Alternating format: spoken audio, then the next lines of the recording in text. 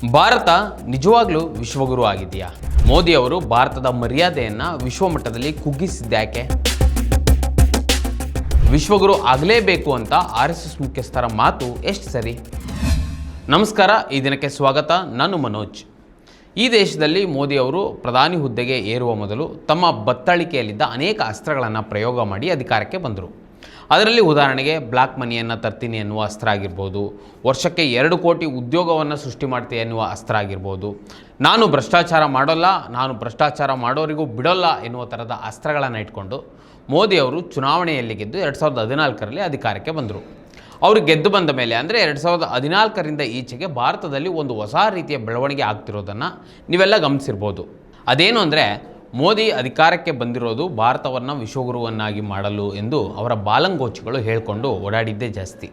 ಅದರಲ್ಲೂ ಮೋದಿ ಅಧಿಕಾರಕ್ಕೆ ಬಂದ ನಂತರ ಬದಲಾದ ಮತ್ತು ಗೋಧಿ ಮೀಡಿಯಾ ಅಂತಲೇ ಖ್ಯಾತಿ ಪಡೆದ ಅನೇಕ ಮಾಧ್ಯಮಗಳು ಕೂಡ ಮೋದಿಯೇ ಭಾರತದ ವಿಶ್ವಗುರು ಎಂಬಂತೆಲ್ಲ ಬಿಂಬಿಸಲು ಆರಂಭಿಸಿದರು. ಈಗಲೂ ಅದನ್ನೇ ಮುಂದುವರಿಸ್ತಿದ್ದಾರೆ. ಅದು ಒಂದು ಕಡೆ ಇರಲಿ. ನಾನು ಈ ಥರ ಇಂಟ್ರಡಕ್ಷನ್ ಕೊಡೋಕ್ಕೆ ಕಾರಣ ಏನಂದರೆ, ಕಳೆದ 1 ವಾರದಿಂದ ವಿಶ್ವಗುರು ಎಂಬ ಬಗ್ಗೆಯೇ ಚರ್ಚೆ ನಡೆಯಲು ಆರಂಭಿಸಿದೆ. ಅದೇನೆಂದರೆ, RSS ಮುಖ್ಯಸ್ಥ ಮೋಹನ್ ಭಾಗವತ್ ಮತ್ತು BJPಯ ಹಿರಿಯ ನಾಯಕ ಮುರಳಿ ಮನೋಹರ್ ಜೋಶಿ ಇಬ್ಬರು 2 ವಿಭಿನ್ನ ರೀತಿಯ ಹೇಳಿಕೆಗಳನ್ನು ಕೊಟ್ಟಿದ್ದಾರೆ. ಈ 2 ಹೇಳಿಕೆಗಳು ಈಗ ವ್ಯಾಪಕ ಚರ್ಚೆಗೆ ಕಾರಣವಾಗಿದೆ. ಸ್ವಾತಂತ್ರ್ಯ ಹೋರಾಟ ಒಂದು ಕಥೆಯಲ್ಲ, ಮರೆಮಾಚಿದ ಹೋರಾಟಗಳ ಅನಾವರಣ.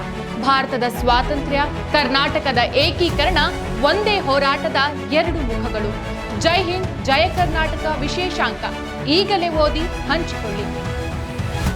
ಅದೇನೆಂದರೆ, ಕಳೆದ ಶುಕ್ರವಾರ ಭಾರತ ದರ್ಗಾ ಮಂದಿರ ಶಿಲಾನ್ಯಾಸ ಕಾರ್ಯಕ್ರಮದ ವೇಳೆ ರಾಮ ಮಂದಿರ ನಿರ್ಮಾಣವಾಗ್ತದೆಯೋ ಇಲ್ವೋ ಎಂಬ ಬಗ್ಗೆ ಎಲ್ರಿಗೂ ಅನುಮಾನವಿತ್ತು. ಆದರೆ ಈಗ ಅದಾಗಿದೆ. ಅಂತೆಯೇ ಒಂದು ದಿನ ಭಾರತ ವಿಶ್ವಗುರು ಖಂಡಿತ ಆಗ್ತದೆ ಅಂತ RSS ಮುಖ್ಯಸ್ಥ ಮೋಹನ್ ಭಾಗವತ್ ಹೇಳಿದ್ದಾರೆ. ಇವರು ಹೇಳುವ 2-3 ದಿನದ ಆಸುಪಾಸಿನ ಹಿಂದೆ BJPಯ ಹಿರಿಯ ನಾಯಕ ಮುರಳಿ ಮನೋಹರ್ ಜೋಶಿ ಅವರು ಭಾರತ ಈಗ ವಿಶ್ವಗುರು ಅಲ್ಲ, ಈ ಪದವನ್ನು ನಾವು ಬಳಸಬಾರ್ದು ಅಂತ ಹೇಳಿದ್ದಾರೆ. RSSನ ಅಂಗಸಂಸ್ಥೆಯಾದ ಸಂಸ್ಕೃತ ಭಾರತೀಯ ಕೇಂದ್ರ ಕಚೇರಿ ಉದ್ಘಾಟನೆ ಸಮಾರಂಭದ ವೇಳೆ ಸುದ್ದಿಗಾರರ ಜೊತೆ ಮಾತನಾಡಿದ್ದ ಜೋಶಿ ಅವರು, ನಾವು ವಿಶ್ವಗುರು ಎಂಬ ಕಲ್ಪನೆಯನ್ನು ಬಿಡಬೇಕು, ಇದು ನನ್ನ ವೈಯಕ್ತಿಕ ಅಭಿಪ್ರಾಯ. ನಾವು ಪ್ರಸ್ತುತ ವಿಶ್ವಗುರು ಅಲ್ಲ, ನಾವು ವಿಶ್ವಗುರು ಆಗುವ ಬಗ್ಗೆ ಆಶಿಸಬೇಕು. ವಾಸ್ತವವಾಗಿ ಒಂದು ಕಾಲದಲ್ಲಿ ನಾವು ವಿಶ್ವಗುರು ಆಗಿದ್ವಿ. ಇಂದಿನ ವಾಸ್ತವವನ್ನು ನೋಡಿದರೆ ನಾವು ಖಂಡಿತ ವಿಶ್ವಗುರು ಅಲ್ಲ ಅಂತ ಪುನರುಚ್ಚಾರ ಮಾಡಿದ್ದಾರೆ. ಈಗ ಒಂದೇ ಮನೆಯಿಂದ ಬಂದ ಈ 2 ಹೇಳಿಕೆಗಳು ಯಾಕೆ ಭಿನ್ನವಾದವು ಅಂತ ನಾವು ನೋಡಬೇಕಾಗಿದೆ. ಮತ್ತು ಭಾರತ ನಿಜಕ್ಕೂ ವಿಶ್ವಗುರು ಆಗಿದೆಯಾ? ಪ್ರಧಾನಿ ಮೋದಿ ಅವರು ವಿಶ್ವದ ಮುಂದೆ ಭಾರತವನ್ನು ಗುರುವಿನ ಸ್ಥಾನದಲ್ಲಿ ನಿಲ್ಲಿಸಿದ್ದಾರೆ ಎಂಬುದನ್ನು ಸಹ ನೋಡಬೇಕಾಗಿದೆ. ವೀಕ್ಷಕರೇ, RSS ಮುಖ್ಯಸ್ಥ ಮೋಹನ್ ಭಾಗವತ್ ಅವರು ಈ ರೀತಿ ಹೇಳಿಕೆಗಳನ್ನು ಅನೇಕ ಸಂದರ್ಭದಲ್ಲಿ ಕೊಡ್ತಾ ಬಂದಿದ್ದಾರೆ. ಭಾರತದ ಪ್ರಧಾನಿ ಹುದ್ದೆಗೆ ಭಾರತದ ಜನತೆಯೇ ಮತ ಹಾಕಿದರೂ ಕೂಡ ಮೋದಿ ಅವರ ಆಯ್ಕೆ ಮಾತ್ರ RSS ಕಚೇರಿಯಲ್ಲಿ ಆಗಿದ್ದು ಎಂಬ ರೀತಿಯ ಮಾತುಗಳು ಕೇಳಿಬಂದಿದ್ವು. ಸೊ ಮೋಹನ್ ಭಾಗವತ್ ಹೇಳಿಕೆಯ ಹಿಂದೆ ಮೋದಿ ಅನ್ನೋದಕ್ಕಿಂತ ಭಾರತವನ್ನು ವಿಶ್ವದ ಮುಂದೆ ದೊಡ್ಡ ದೇಶ ಮಾಡಬೇಕು ಎಂಬಂತೆ ಕಾಣ್ತಾ ಇದೆ. ಹೀಗೆ ಮಾಡಿದರೆ ನಿಜಕ್ಕೂ ಒಳ್ಳೆಯ ವಿಚಾರ. ಆದರೆ ಅವರ ಮಾತಿನ ಹಿಂದೆ ಒಡೆದು ಆಳುವ ನೀತಿಯೇ ಕಾಣ್ತಾ ಇದೆ. ಅದರಲ್ಲೂ ಭಾರತವನ್ನು ಏಕಧರ್ಮ ಹೊಂದಿರುವ, ಎಲ್ಲದರಲ್ಲಿಯೂ ಏಕತೆಯನ್ನು ಕಾಣುವ ದೇಶ ಮಾಡಬೇಕು ಎಂಬುದು ಅವರ ಹುನ್ನಾರವೇ ಆಗಿದೆ. ಆದರೆ ನಿಜಕ್ಕೂ ನೋಡಿದರೆ ಭಾರತ ವಿವಿಧತೆಯಲ್ಲಿ ಏಕತೆಯನ್ನು ಕಾಣುವ ದೇಶ. ಇಡೀ ವಿಶ್ವದಲ್ಲಿಯೇ ಭಾರತದಂತಹ ವಿಭಿನ್ನ ಮತ್ತು ವಿವಿಧ ಸಂಸ್ಕೃತಿಗಳು, ಭಾಷೆ, ವಿವಿಧ ಆಹಾರ ಪದ್ಧತಿಗಳು, ವಿವಿಧ ರೀತಿಯ ಜನರನ್ನು, ಸಮುದಾಯಗಳನ್ನು ಒಳಗೊಂಡಿರುವ ದೇಶ ಮತ್ತೊಂದಿಲ್ಲ. ಇಂತಹ ಅದ್ಭುತ ದೇಶವನ್ನು ಏಕತೆಯ ಕಡೆಗೆ, ಅದರಲ್ಲೂ ಅವರ ಗುರು ಸಾವರ್ಕರ್ ಹೇಳಿದಂತೆ ಹಿಂದಿ, ಹಿಂದೂ, ಹಿಂದೂಸ್ತಾನ್ ಎಂಬ ಅನ್ಯಾಯದ ಸಿದ್ಧಾಂತದ ಕಡೆಗೆ ತೆಗೆದುಕೊಂಡು ಹೋಗಲು ಈ ಮೋಹನ್ ಭಾಗವತ್ ಹವಣಿಸುತ್ತಿದ್ದಾರೆ. ಇದಕ್ಕೆ ಮೋದಿ ಅವರನ್ನು ಕೈಗೊಂಬೆಯಾಗಿ ಉಪಯೋಗಿಸಿಕೊಳ್ತಿದ್ದಾರೆ ಎಂಬುದು ಸಹ ಮೇಲ್ನೋಟಕ್ಕೆ ಗೊತ್ತಾಗ್ತಾ ಇದೆ. ಇಂದು ಮೋದಿ ಅಧಿಕಾರದಲ್ಲಿದ್ದಾರೆ, ನಾಳೆ ಇನ್ನೊಬ್ಬರು ಅಧಿಕಾರಕ್ಕೆ ಬರ್ತಾರೆ. ಆದರೆ ಈ ಸಿದ್ಧಾಂತ ಹಾಗೇ ಇರ್ತದೆ. ಸೊ ಮೋಹನ್ ಭಾಗವತ್ ಹೇಳ್ತಿರುವ ವಿಶ್ವಗುರು ಎನ್ನುವ ಕಾನ್ಸೆಪ್ಟನ್ನು ನಾವು ಈ ರೀತಿಯಲ್ಲಿ ನೋಡಬೇಕಾಗಿದೆ. ಇನ್ನು BJPಯ ಹಿರಿಯ ನಾಯಕ ಮುರಳಿ ಮನೋಹರ್ ಜೋಶಿ ಹೇಳಿಕೆ ಒಂದು ರೀತಿಯಲ್ಲಿ ಸರಿ ಅನಿಸುತ್ತೆ. ಯಾಕಂದರೆ ಭಾರತ ವಿಶ್ವಗುರು ಅಲ್ಲ, ನಾವು ಈ ಹಿಂದೆ ವಿಶ್ವಗುರು ಆಗಿದ್ವಿ, ಈಗ ವಿಶ್ವಗುರು ಎಂಬುದೇ ಅಪ್ರಸ್ತುತ ಅಂತ ಹೇಳಿರುವ ಮಾತಿನ ಹಿಂದೆ ಪ್ರಸ್ತುತ ಭಾರತ ಜಗತ್ತಿನ ಮುಂದೆ ಬಂದು ನಿಂತಿರುವ ಪರಿಸ್ಥಿತಿಯನ್ನು ಸೂಚಿಸುತ್ತದೆ. ನಾನು ಮೊದಲೇ ಹೇಳಿದಾಗೆ ಮೋದಿ ಅವರು ಅಧಿಕಾರವನ್ನು ಹಿಡಿಯುವ ಮೊದಲು ತನ್ನ ಬತ್ತಳಿಕೆಯಲ್ಲಿದ್ದ ಅನೇಕ ಅಸ್ತ್ರಗಳನ್ನು ಬಳಸಿ ಅಧಿಕಾರವನ್ನು ಹಿಡಿದ ಮೇಲೆಯೂ ಜನರನ್ನು ಮರಳು ಮಾಡಲು ಇನ್ನೂ ಅನೇಕ ಅಸ್ತ್ರಗಳನ್ನು ಪ್ರಯೋಗ ಮಾಡಿ ಭಾರತವನ್ನು ವಿಶ್ವಗುರು ಮಾಡ್ತೇವೆ ಅಂತ ಹೇಳ್ತಾ ಬಂದರು. ಅದಕ್ಕೆ ಉದಾಹರಣೆ ಎಂಬಂತೆ ಸ್ಕಿಲ್ ಇಂಡಿಯಾ ಆಗಿರ್ಬೋದು, ಮೇಕ್ ಇನ್ ಇಂಡಿಯಾ ಆಗಿರ್ಬೋದು, ಸ್ಟಾರ್ಟಪ್ ಇಂಡಿಯಾ ಅಂತಹ ಅನೇಕ ಅಸ್ತ್ರಗಳನ್ನು ಪ್ರಯೋಗ ಮಾಡಿ ಇನ್ನೇನು 4-5 ವರ್ಷಗಳಲ್ಲಿ ಭಾರತ ವಿಶ್ವಗುರು ಆಗಿಬಿಡ್ತದೆ, ಜೊತೆಗೆ ಸಿಕ್ಕಾಪಟ್ಟೆ ಅಭಿವೃದ್ಧಿ ಆಗಿಬಿಡ್ತದೆ ಅಂತ ಭ್ರಮೆಯನ್ನು ಮೂಡಿಸಿದರು. ಆದರೆ ಜನಕ್ಕೆ ಬೇಗ ರಿಯಲೈಸ್ ಆಯಿತು, ಮೋದಿ ಅವರ ಅಸ್ತ್ರಗಳೆಲ್ಲ ಸುಳ್ಳು, ನಮ್ಮನ್ನು ಮರಳು ಮಾಡೋಕ್ಕೆ ಇದನ್ನು ಬಳಸಿದ್ದು ಬಿಟ್ಟರೆ ಅವ್ರು ಹೇಳಿದ್ದು ಯಾವುದನ್ನು ಸರಿಯಾಗಿ ಜಾರಿಗೊಳಿಸಲೇ ಇಲ್ಲ ಅಂತ ಜನರು ರಿಯಲೈಸ್ ಆದರು. ಈಗ ಒಂದು ಹೊಸ ಅಸ್ತ್ರವನ್ನು ಪ್ರಯೋಗ ಮಾಡಲು ಬಿಟ್ಟಿದ್ದಾರೆ. ಅದೇನೆಂದರೆ 2047 ಅಷ್ಟರಲ್ಲಿ ಭಾರತ ವಿಕಸನ ಆಗಿರ್ತದೆ, ಅದಕ್ಕಾಗಿ ವಿಕಸಿತ ಭಾರತ ಎಂಬ ಕಲ್ಪನೆಯನ್ನು ಜನರ ಮುಂದೆ ಇಟ್ಟಿದ್ದಾರೆ. ಆದರೆ ಇದು ಎಷ್ಟರ ಮಟ್ಟಿಗೆ ಉಪಯೋಗ ಆಗ್ಬೋದು ಅನ್ನೋದನ್ನು ನಾವು ಕಾದು ನೋಡಬೇಕಾಗಿದೆ. ಈಗ ವಿಶ್ವಗುರು ವಿಚಾರಕ್ಕೆ ಬರೋಣ. ವಿಶ್ವಗುರು ಅಂದರೆ ಜಗತ್ತಿನ ಎಲ್ಲ ದೇಶಗಳ ಮುಂದೆ ನಾವು ಮೊದಲ ಸ್ಥಾನದಲ್ಲಿರಬೇಕು. ಜಗತ್ತಿನ ಯಾವುದೇ ಬಿಕ್ಕಟ್ಟುಗಳು ಸಂಭವಿಸಿದ್ರೂ ಕೂಡ ಭಾರತ ಮಧ್ಯಸ್ಥಿಕೆಯನ್ನು ವಹಿಸುವ ರೀತಿಯಲ್ಲಿರಬೇಕು. ಭಾರತ ವಿಶ್ವದ ಮುಂದೆ ಗುರುವಿನ ಸ್ಥಾನದಲ್ಲಿ ನಿಲ್ಲಬೇಕು. ಆಗ ನಾವು ಭಾರತವನ್ನು ವಿಶ್ವಗುರು ಅಂತ ಕರಿಬೋದು. ಆದರೆ ಇತ್ತೀಚಿನ ಬೆಳವಣಿಗೆಗಳನ್ನು ನೋಡಿದರೆ ಭಾರತ ಜಗತ್ತಿನ ಮುಂದೆ ತಲೆ ತಗ್ಗಿಸುವ ಸ್ಥಿತಿಗೆ ಬಂದು ನಿಂತಿದೆ. ಮೋದಿ ಅವರಂತೂ ಭಾರತದ ಮರ್ಯಾದೆಯನ್ನು ಎಲ್ಲೆಂದರಲ್ಲಿ ಕಳೀತಾ ಇದ್ದಾರೆ. ಅದಕ್ಕೆ ಅನೇಕ ಉದಾಹರಣೆಗಳಿವೆ. ಇತ್ತೀಚಿನ ಉದಾಹರಣೆಗಳೆಂದರೆ ಇರಾನ್ ಮತ್ತು ಇಸ್ರೇಲ್ ಅಮೆರಿಕ ಯುದ್ಧ ಶುರುವಾಗಿ 2 ತಿಂಗಳು ಕಳೀತಾ ಬಂತು. ಇಂಥ ಸಂದರ್ಭದಲ್ಲಿ ನಿರ್ಣಾಯಕ ಪಾತ್ರವನ್ನು ವಹಿಸಬಹುದಾದ ಭಾರತವನ್ನು ಲೆಕ್ಕಕ್ಕೆ ಇಲ್ಲದಂತೆ ಜಗತ್ತಿನ ಬಹುತೇಕ ದೇಶಗಳು ನಡೆಸ್ಕೊಳ್ತಿವೆ.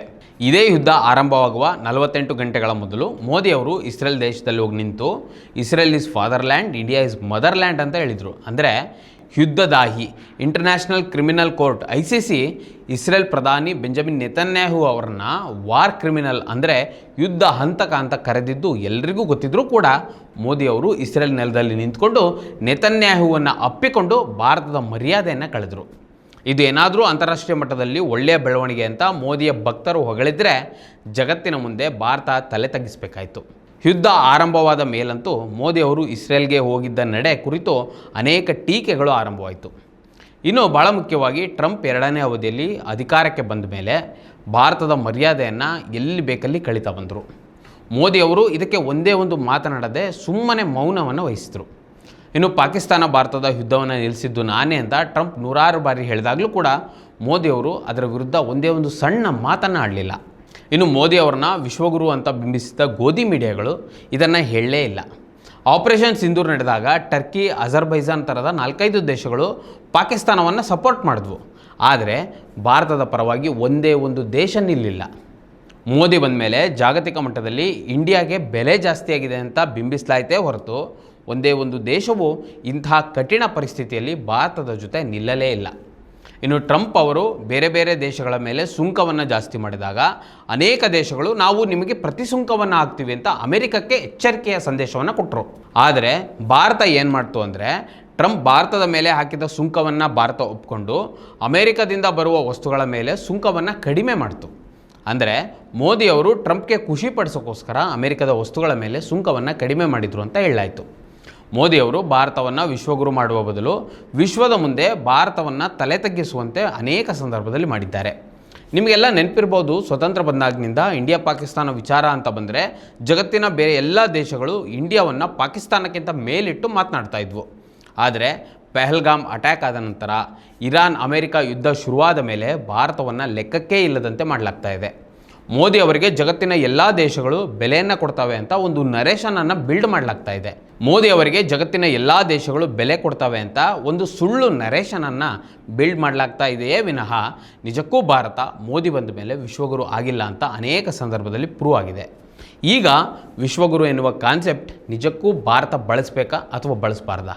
ಈ ವಿಡಿಯೋದ ಕುರಿತು ನಿಮಗೇನಿಸ್ತು ಕಮೆಂಟ್ ಮಾಡಿ ತಿಳಿಸಿ. ಮತ್ತು ಇದೇ ರೀತಿಯ ಸಾಕಷ್ಟು ವಿಡಿಯೋಗಳಿಗೆ ನಮ್ಮ ಈದಿನ.com ಯೂಟ್ಯೂಬ್ ಚಾನಲ್ನ ಸಬ್ಸ್ಕ್ರೈಬ್ ಮಾಡಿ ಮತ್ತು ನಮ್ಮನ್ನು ಬೆಂಬಲಿಸಿ. ನಮಸ್ಕಾರ. ಮತ್ತಷ್ಟು ವಿಶೇಷ ವಿಡಿಯೋಗಳನ್ನು ನೋಡಲು ಮತ್ತು ಹೊಸ ವಿಡಿಯೋಗಳ ಬಗ್ಗೆ ತಿಳಿಯಲು ಈದಿನ.com ಯೂಟ್ಯೂಬ್ ಚಾನೆಲ್ ಸಬ್ಸ್ಕ್ರೈಬ್ ಮಾಡಿ ಮತ್ತು ಬೆಲ್ ಐಕಾನ್ ಕ್ಲಿಕ್ ಮಾಡಿ.